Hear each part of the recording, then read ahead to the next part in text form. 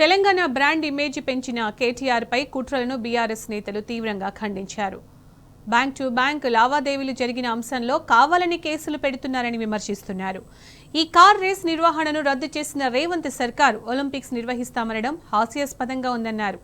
బాధితులకు అండగా ఉండి ప్రశ్నిస్తున్నందుకే కేటీఆర్ను టార్గెట్ చేశారన్నారు. రేవంత్ సర్కార్ అక్రమాలపై ప్రశ్నిస్తున్న కేటీఆర్ గొంతు నొక్కాలని చూస్తే 100 గొంతుకలై ప్రశ్నిస్తామని హెచ్చరించారు. గత ఏడాది నుంచి చూస్తా ఉన్నాం.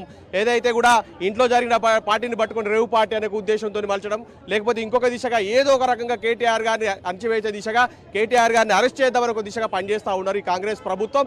ఈరోజు చేస్తూ ఉంటే కేవలం హైదరాబాద్కు బ్రాండ్ పెంచే దిశగా కేటీఆర్ గారు పనిచేస్తే ఇంత అక్రమంగా అరెస్టు చేసే దిశగా ప్రభుత్వం వ్యవహరిస్తూ ఉంది. ఇదంతా కూడా ఖండిస్తూ ఉన్నాము.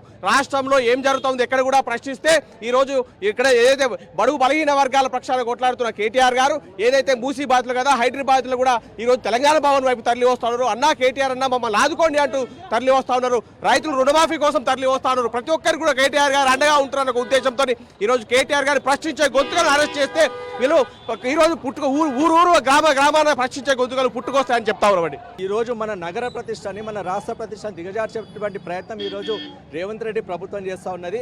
ప్రతి ఒక్క వేదిక మీద రేవంత్ రెడ్డి గారు ఇలా నేను ఒలింపిక్స్ని హైదరాబాద్లో ఆర్గనైజ్ చేయబోతా ఉన్నా అని చెప్పి ఆయన చెప్పుకుంటా ఉన్నాడు. కానీ ప్రస్తుతం ఈ ఉన్నటువంటి పరిస్థితిని చూస్తూ ఉంటే 50 కోట్లు కేవలం ఇక్కడ ఇట్లాంటి ఇంటర్నేషనల్ ఈవెంట్కి నిర్వహించినటువంటి రేవంత్ రెడ్డి గారు, దాంట్లో కూడా తప్పులు పడుతున్నటువంటి రేవంత్ రెడ్డి గారు, ఒలింపిక్స్ అనేది చాలా దూరమైన మాట ఇప్పుడు రేవంత్ రెడ్డి గారు చేస్తున్నటువంటి ప్రవర్తనకి. With this kind of administration ఇక్కడ మన రాష్ట్రంలో హైదరాబాద్ నగరంలో నేషనల్ గేమ్స్ కూడా నిర్వహించలేనటువంటి పరిస్థితిలో ఈరోజు మన రాష్ట్ర ప్రభుత్వం ఉన్నది.